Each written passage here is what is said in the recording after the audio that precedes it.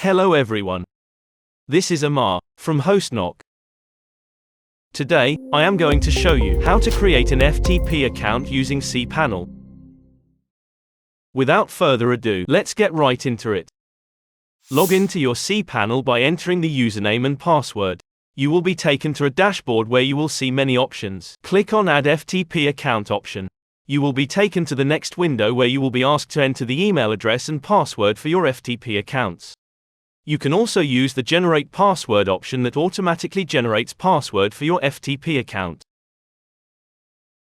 Next, enter the directory name and select the storage quota you want to allocate.